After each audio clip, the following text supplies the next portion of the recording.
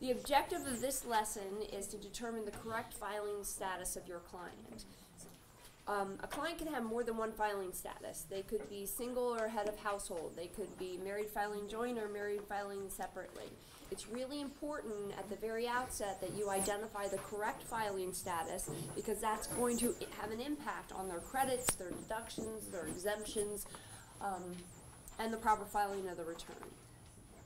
This is also an area where we've seen fraud in audits later, where people will claim head of household when they're not entitled to it, they're really single, or they'll have two spouses both claiming head of household when they should be filing jointly. So you really want to take the time and make sure you get this one right. So what are the filing statuses? And I'm sure many of you have seen these before. Single, married filing jointly, married filing separately, head of household, or qualifying widower with a dependent child. And we'll go through each one of these.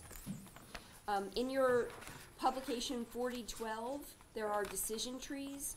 We're at tab B, so if you want to go to B1 and look at it while I'm talking, that might be helpful. These questions are often more complex than they appear at first blush. You would think, question, are you married? Very simple. You're either married or you're not. But it's not that easy. You could be unmarried for the entire year if on the last day of the year you're either unmarried, you're legally separated under a separate maintenance decree, or divorced under a final decree on or before December 31st. So it's not as easy as are you married, are you not married. Also, if your spouse died during the year and the surviving spouse is not remarried, you could be considered married for the entire year. So don't just rely on the prior year. If you're in a situation where you're pulling last year's return because of the Social Security number or something else, don't just look at that filing status and transfer it. Just because I don't remember, the widowers, yes, are able to claim their deceased spouse for 3 years? If I'm going to get to that slide, okay, and I'll walk through, but there's a 2-year look-back rule, and then that impacts the current year. The widower filing status is widower with a dependent child. It's not just you're a widower. Okay. So, okay. So we'll start with single, and we'll work our way down. We're going to get to that. Sorry, I don't think No, that's fine. Okay, so you're considered single if on the last day of the year you are not married, and we just talked about what married can mean. You are legally separated or divorced, or you were widowed before the beginning of the tax year and you did not remarry. Taxpayers who were widowed before the last day of the tax year and never remarried during the year may also be considered single, but they could qualify for head of household, or they could qualify as qualifying widower with dependent child. This is a classic case of making sure that you pick the best filing status. And the filing status, the first thing you realize is that your filing status determines your standard deduction. It's usually right on the face of the return. So you want to make sure you get this right to maximize their deductions and minimize their tax. If you're looking at publication 4491, which is your training book that you will not have with you while you're preparing the returns, you're going to look at page 26 in this one. Okay. Married filing joint. Now, a lot of people say this is the best filing status. It reduces your tax.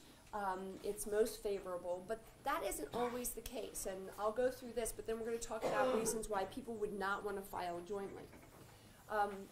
You're considered married filing joint if you're married and living with a spouse, if you're married and living apart but not legally separated, if you're in a common law marriage pursuant to the laws of the state of residence, where the marriage began and the marriage has not been dissolved by death or divorce. If you're dealing with a common law marriage and you're not comfortable with it, talk to a site instructor, talk to a coordinator. Just quick backtrack. You said 4491? Yes. And I wrote page 26. Page 26 has Social Security right on. Okay, wait a minute. Let me just check that real quick. The 4491, not the 4491W. Okay, sorry. Sometimes the IRS doesn't make it easy. Was that your question as well? Yeah, I threw you. I'm sorry. 4491. This is the 4491, the red book here. It's on the CD-ROM as well. And it's on the CD-ROM. Yeah, it's on if the you have a computer. CD-ROM. Right.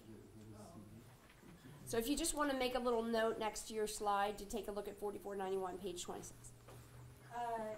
So I know that last year things were iffy with, since it was just starting out with the whole same-sex marriage legalization. So this year, are they allowed to be married on joint, or is They're it actually still- required, and we're going to get to a whole Okay. slide on that. You guys are way ahead of me. I love this. But yes, same-sex marriage is now recognized for federal tax purposes, and we'll talk about when they're required to file jointly. And does that apply to state taxes? Well, the state taxes are interesting because some of the state taxes are rebelling against the federal law. Yeah. And so really it's a state-by-state issue. It depends on whether the state recognizes same-sex marriage and whether, even if they don't, whether they'll allow you to file jointly within the state. Some states are saying, we really don't care what the feds are doing. You have to file separately here, which is, frankly, a nightmare. Is there But going to be a slide on that? there's not going to be a slide on the states. I wish there was. We'd have to do one for each, or a list of these are the ones where you can file jointly, and things are moving. I mean, things could change. You know, in Utah, everything's under litigation right now. So I think if someone comes in on same-sex issues with respect to their state return, you're going to want to consult with the site coordinator. Okay. Okay. Okay. So married filing joint. Like I said, common law marriage, if you have someone walk in with a common law marriage and you're not comfortable with it, this is the general rule, but you can talk to the site coordinators and instructors and the reviewers for additional guidance. And if your spouse died during the year and you have not remarried, that's all married filing joint. Same-sex marriage. Okay. Same-sex marriage, legally married in jurisdiction recognizing their marriage, are married for federal tax purposes. This is new this year. It doesn't matter where they live. It matters where they got married. If they were married in a jurisdiction that recognizes it, then they're married for federal tax purposes and they have to file jointly or married filing separately. They can no longer file single. Now, some people may not be happy about that for federal tax purposes. They're very happy about having their marriage recognized, but for tax purposes, they were more than happy to file single. Actually, I think this is a good thing, but you have to look at where they were married, not where they reside. So if someone was married in Maryland and their marriage is recognized and they moved to Utah, they still they file jointly or married filing separately for federal tax purposes. Okay? Okay. Talks about the 50 states, D.C., U.S. territories, or a foreign country. That's another thing. If we have people that were married in a foreign country and that was recognized in the foreign country, that qualifies as well. It does not apply to registered domestic partnerships, civil unions, or other civil arrangements. There's a lot of people that are in the registered domestic partnerships or they're in civil unions who haven't gotten married yet. Just because the law changed doesn't mean that their filing status changed if they haven't gotten married yet. They have to have gotten married in 2013. Okay, and as we've talked about, which is a wonderful point, the states are different. Okay, so many states, obviously, if they're in a state that recognize or they reside in a state that recognizes same-sex marriage, you're going to file jointly in the state and things are fine. But if you're not, if you're in a state that is litigating this and fighting this and they're not recognizing the same-sex marriages, you've got to dig a little deeper. You can't just simply file jointly. And this will be the first year that we see the fallout from that. Okay. You are considered married filing separate if you are married and living together, you are married and living apart, your spouse refuses to sign and file a joint return, or you choose to sign and file a separate return. Now, even though the standard deduction for married filing separate is essentially half of what the Maryland filing joint standard deduction is, in general, if you prepare tax returns both ways, jointly and then separately amongst the spouses, you're going to find that people generally pay more tax under the married filing separate filing status because of other issues, because of what they can do on their itemized deductions and credits and things like that. So you think, well, why would someone want to file married filing separate? Well, My firm, our practice is tax controversy. We generally represent clients when they have problems with the IRS or problems with Maryland. And I can tell you that I have a lot of clients that wish they had filed separately from their spouse. If you file a joint return with your spouse, you are jointly and severally liable for any tax due on the return and any tax that is later assessed with respect to the return.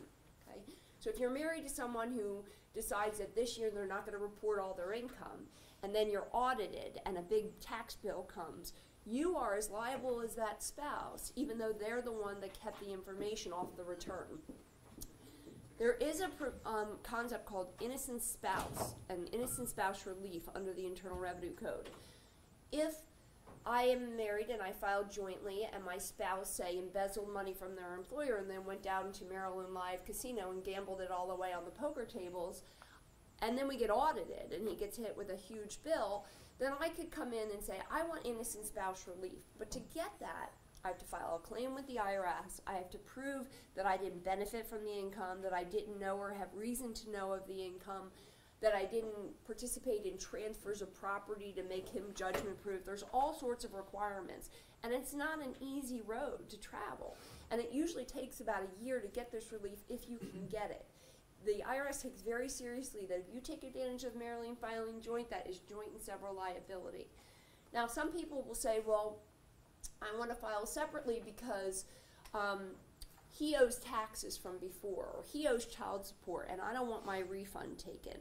Well, if you know that's a legitimate return and they really want to file jointly, they don't have to file separately to avoid that. What they can do is file a joint return and file a claim for injured spouse. That's different than innocent spouse. Innocent spouse comes into play if there's a joint return and someone gets audited or has to pay a liability and they want to get out of it. Injured spouse is when you file a joint return but you say, look, we're entitled to a refund, but don't take my half. I'm filing the injured spouse form. You can take his half or her half. I don't mean to be gender specific here. And then the other person gets to get their refund as an injured spouse because they're not the ones liable for the child support or the past tax liabilities. Does that make sense? Okay. So it's not always cut and dry as to what's better, but you can talk through these issues, and you don't have to be a tax attorney and tell them all about, Section 6015 innocent spouse relief. You can simply say there are issues here, and if you could spot the issues for them, they can work through it.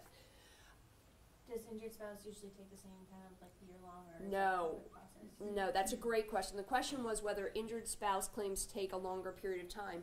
No, they're much more streamlined. You file the return with the injured spouse form, and then the service is supposed to separate out the refund or the overpayment. So that's much quicker. It doesn't happen overnight. It's not as automatic as these deposits that we see. Our refunds come in 4 or 5 days or whatever. That's a lot quicker. And it's not litigious.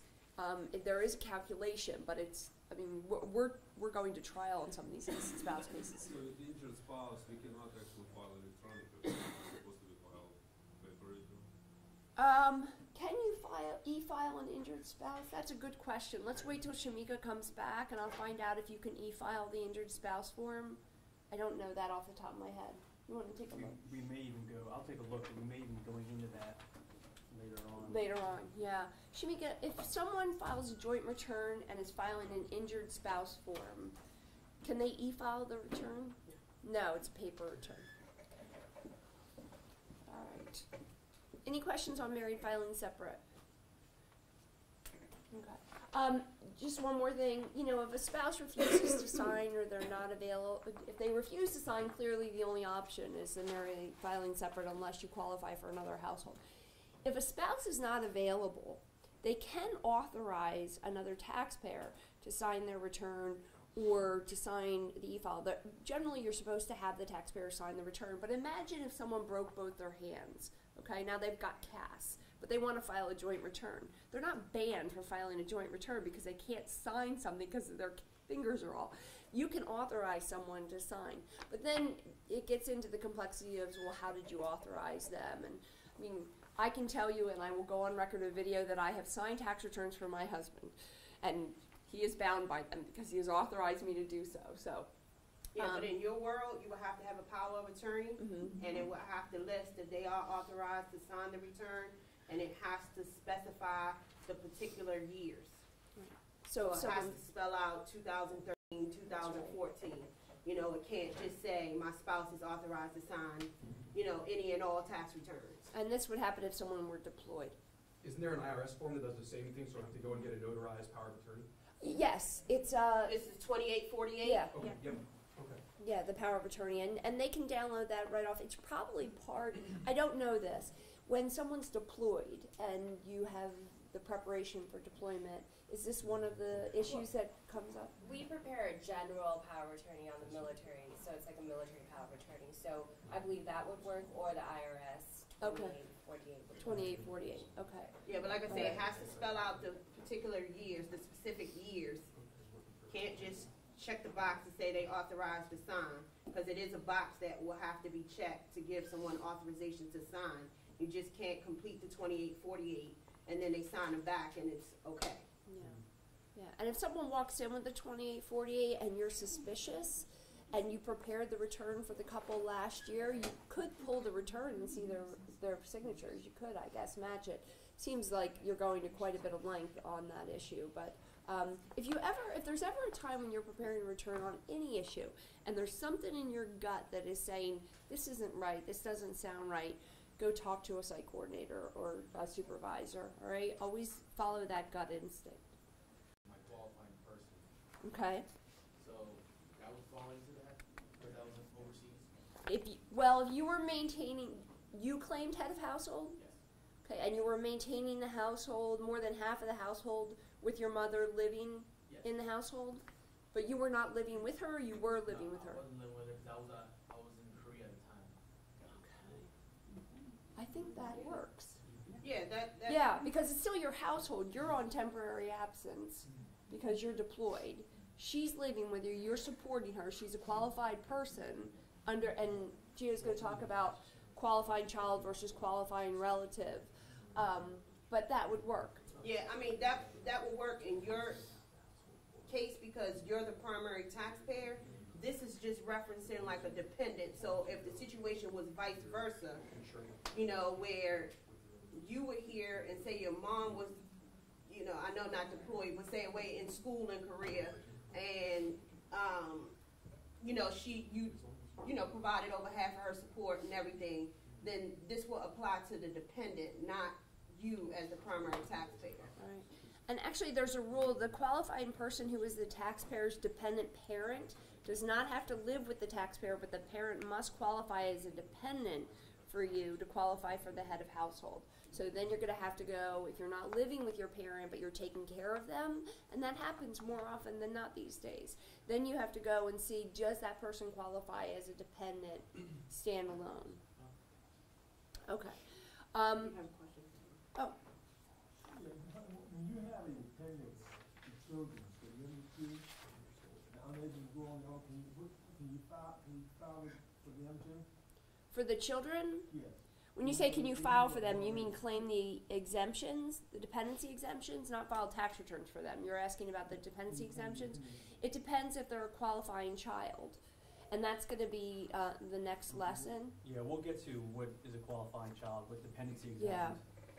I mean, so many of us deal with the very traditional, you know, they're my son, my daughter, they live with me, I take care of them. No one's running the numbers on the support, you're just claiming them as dependents, and that's fine. But there's a lot of, you know, family situations, we say it takes a village, right? There's a lot of family situations out there where you may be supporting someone, that child may live with you, but they may not qualify as a qualifying child or a qualifying relative. So you're going to have to be careful as you're interviewing the client to find out when they say, that's my daughter, well, is it your daughter, biological daughter? Is it just someone who lives with you that you call your daughter? If it's a foster child, is it placed there by an agency? We're going to get into all these issues. When you're dealing with the costs of keeping up the home for the year, that would include rent payments, mortgage interest, real estate tax, insurance, repairs, utilities, food eaten in the home, so all of those types of receipts. We've actually litigated a case in the U.S. tax court where we brought in receipts trying to establish support. Going out and going through the fast food drive-through, that doesn't count. But buying groceries and putting them in the house, that does count. Payments from temporary assistance for needy families or other public assistance does not count towards money that the taxpayer paid to keep up the home, but the expenses are included in the total cost of the home. So let's say it costs $1,000 to maintain the homes and they get $800 from public assistance. They're not paying more than half the support of the home. And I know that may be frustrating, especially when you're dealing with low-income families and these, these filing statuses and credits really mean a lot to them. So there's going to be times where you want to give somebody something, but the law doesn't allow it. Stick with what the law allows.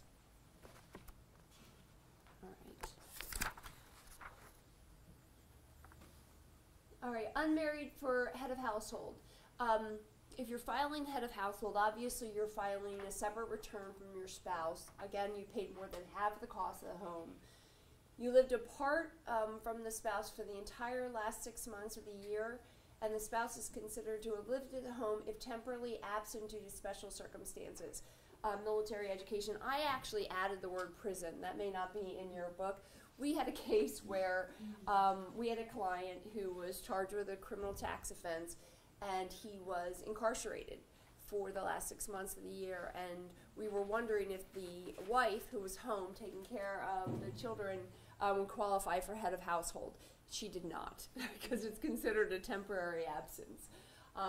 But these are things that you need to consider when you're trying to figure out, well, if they weren't physically present in the home, are they still considered to have lived in the home?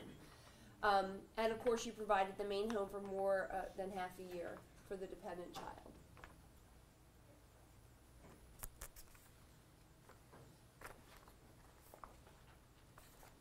And just to elaborate a little more on the prison, just because someone is incarcerated, that does not mean that they are your dependent. That is necessarily not considered a temporary absence because they are incarcerated. They are awarded to the state. So even though the state doesn't file a tax return, they're, in tax terms, they're like a dependent for the state, not for the individual taxpayer. Yeah. If a taxpayer is married to a non-resident alien, they may be able to file a head of household even if that non-resident alien resides in the home. So that's going to be addressed a little further, I think, this afternoon. But in your training materials, there's some discussion on that in the 4491, so be careful with that as well.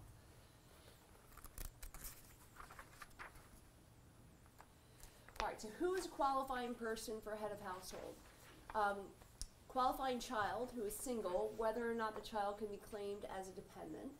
A married child who can be claimed as a dependent parent, we talked about that. A qualifying relative who lived with the taxpayer for more than half the year and is one of the relatives on the chart, and that would be in your 4012, and for whom the taxpayer can claim an exemption. You have to be careful. This head of household filing status gets very, very tricky. Okay? So if someone walks in and said, I'm head of household, I claimed it last year, just because they claimed it last year and didn't get audited doesn't mean that they actually claimed it correctly. You've got to go through the decision tree. And that's when the 4012 comes in very handy. You're going to go to your tab B and walk through the decision tree for head of household and qualifying person. Obviously, you're going to have people coming in wanting head of household versus single or married filing separately because the standard deduction is higher and there's certain benefits there. So. Okay. Qualifying widower with a dependent child. This is where we get into our 2-year look-back rule. So for 2 years after death of a spouse, taxpayer may qualify as a qualifying widow or widower with a dependent child if certain factors are met. The taxpayer did not remarry before the end of the tax year. Taxpayer was entitled to file a joint return for the year the spouse died. Doesn't mean that they did, it means that they were entitled to. Taxpayer has a child, stepchild, adopted child, or foster child, again, that foster child would have to be placed there by an agency, that can be claimed as the taxpayer's dependent for the year. And taxpayers furnished over half the cost of keeping up the child's home for the entire year. Again, if there are benefits received, to support the home, they're going to be included in terms of determining what is the total cost, but that's not going to be money that the taxpayer put into the mix.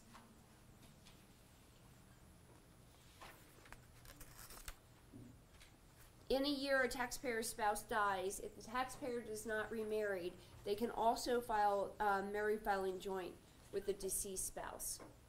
Okay. So you're going to want to compare which is the better filing status. And sometimes that means running the return both ways to see what the end result is.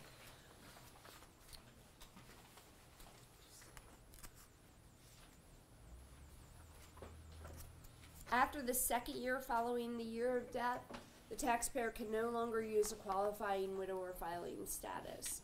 So if they say, I've been a qualifying widower for years, you need to count those years and make sure that they're not extending it beyond when they should. Any questions on qualifying widower? Widow? Okay.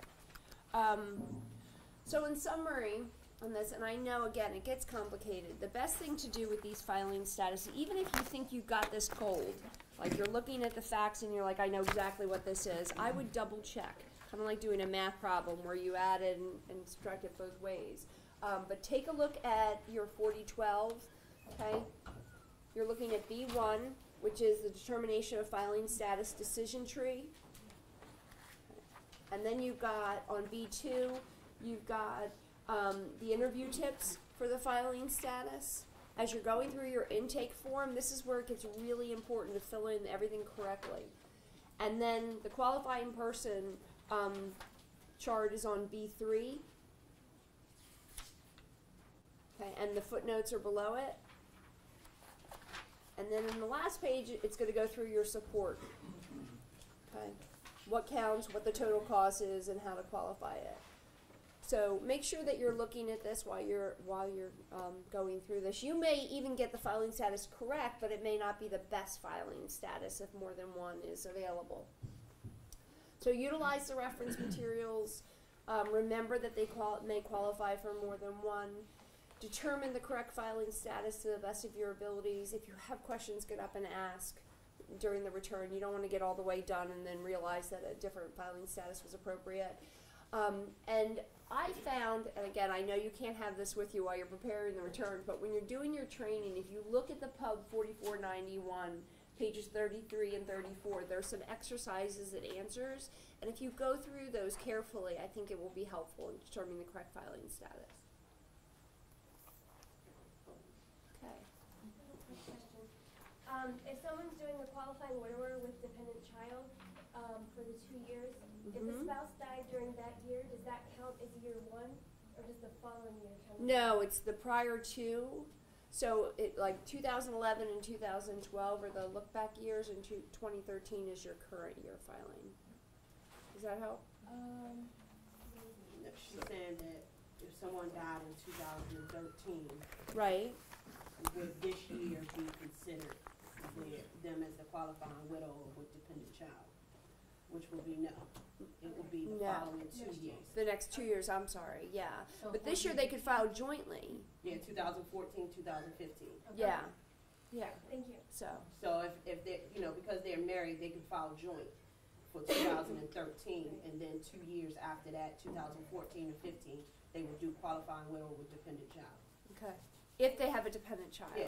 That's I think a lot of people think that being a widow or widower is in and of itself a filing status, but it's not. It's linked with the dependent child. Yes. So, any other questions on filing status? Okay. And that's why it's important to go through the intake and interview sheet with them before you start the return, just to make sure you cover everything. You can take notes on the side, like they said earlier, on the intake and interview sheet. There's also a note page that you can write your own notes. But you want to go over the intake and interview sheet, to its entirety before you start to prepare to return. One thing that we had spoke of, the age thing earlier, TaxWise will automatically compute the age.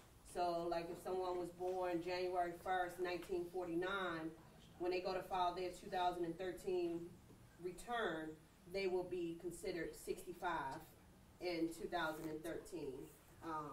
so they would get that additional, credit for being 65 and older.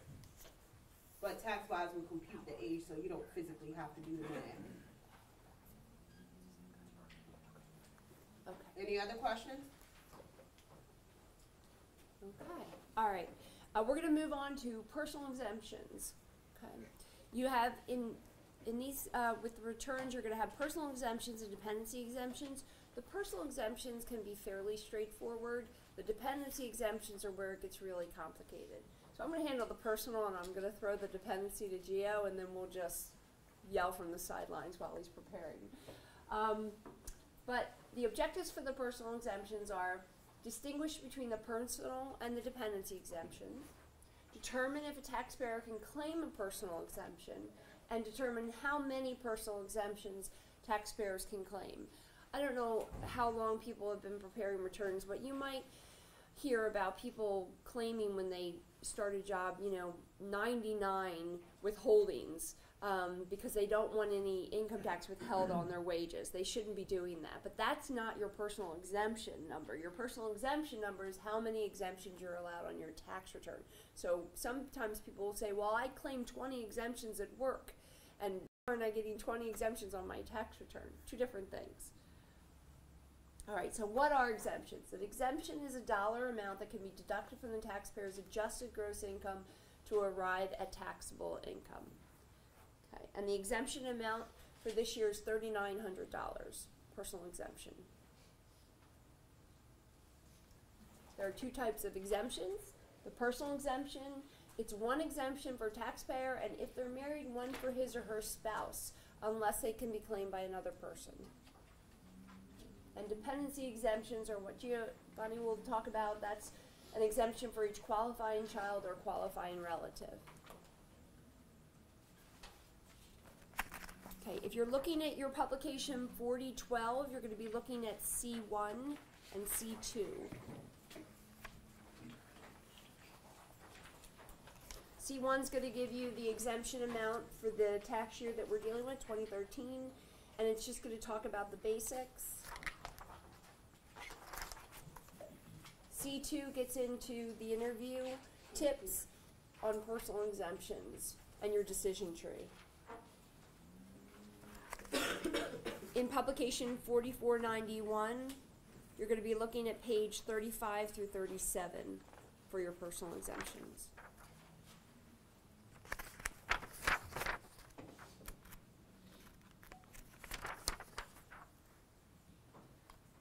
So when can a taxpayer claim personal exemptions? To claim a personal exemption, taxpayer must be able to answer no to the question, can anyone claim you or your spouse if filing jointly on their tax return? Okay. This applies even if another person does not actually claim the taxpayer as a dependent. So this happens with younger people a lot. They come in, they're, it's their first year, they're getting their tax return done, and their parents can claim them as a dependent. If their parents can claim them as a dependent, even if they don't, then they cannot claim a personal exemption. And you might run into this with young people in the military. So I'll ask you, have you had this experience?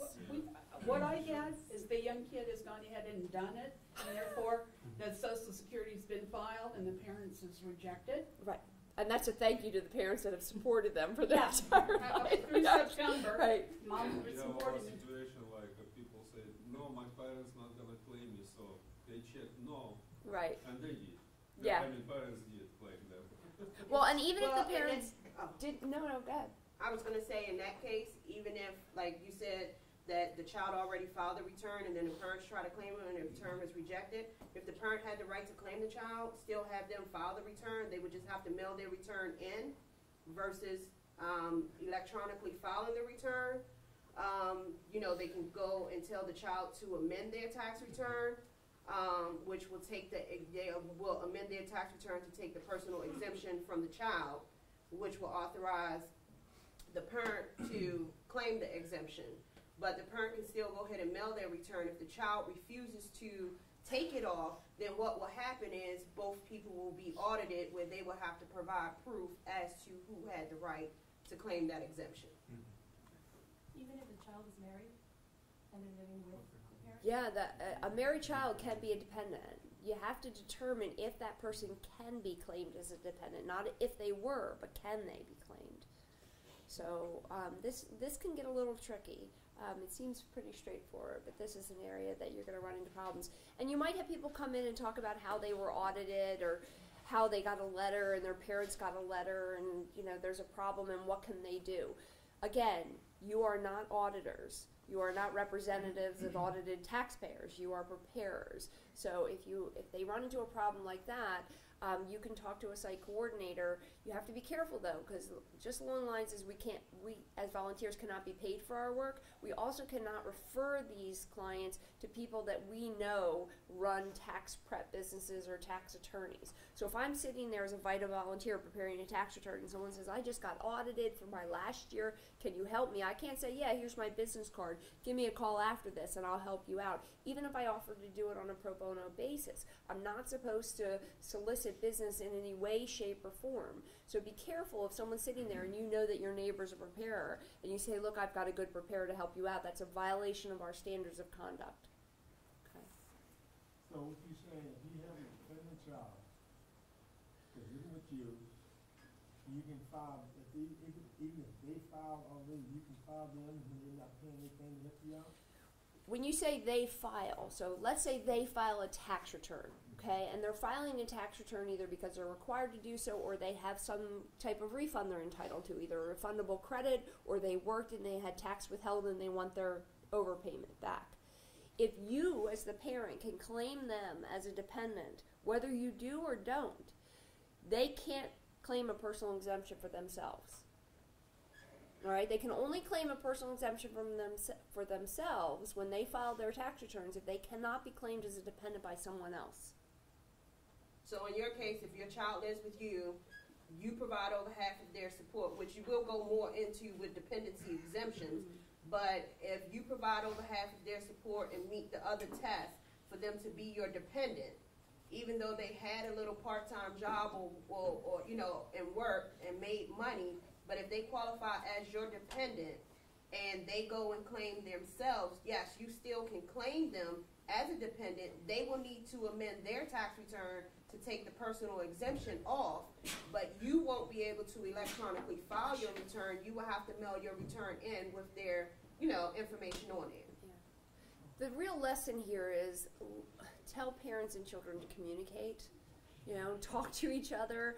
If you have to, right, exactly. If you have to sit down and go through. Now, some people may come in and they legitimately don't know if they can be claimed as a dependent. They don't know if they meet those tests. So you can walk through that with them. But if you ask a young person in the military the questions about dependency and it turns out that they can be claimed as a dependent by their parent, then you don't want to claim a personal exemption on the return, even if they beg you to do so, even if they tell you their parent's not going to claim it and no one will know. Legally, they cannot claim themselves as a personal exemption. Okay?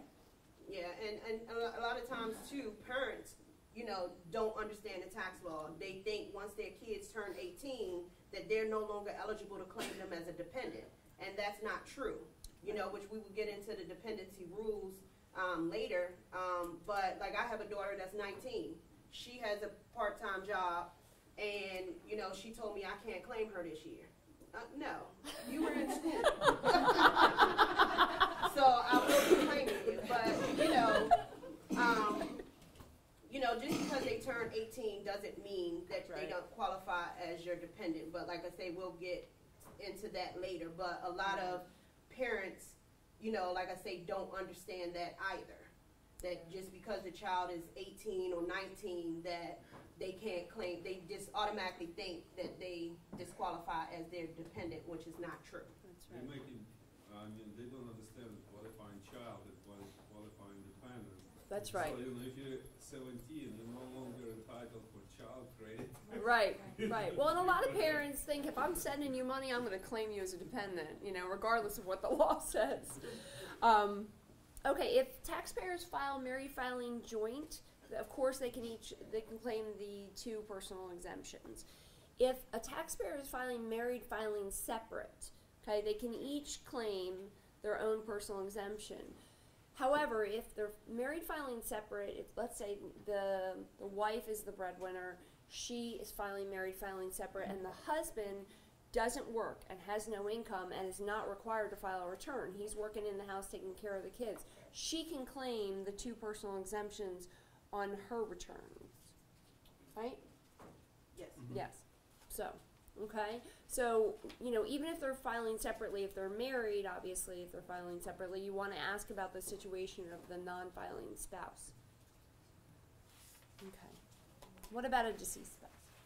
Taxpayers whose spouse died during the tax year can generally claim the personal exemption for the deceased spouse if the taxpayer did not remarry by December 31st, was not divorced or legally separated from their spouse at the time of death, and would have been able to claim the exemption under the rules for a joint or separate return. So you're going to want to go through the traditional rules to see if they were eligible to claim the exemption prior to their spouse's death. And if so, if they met the other rules, then they can claim the 2 exemptions. Okay. If you're looking at Pub 4491, that's going to be on page 36. And again, you can always go back to the decision tree in 4012. Okay. The other publication that's helpful for this is publication 17. Publication 17 goes into great detail about filing status, qualifying child, qualifying relative.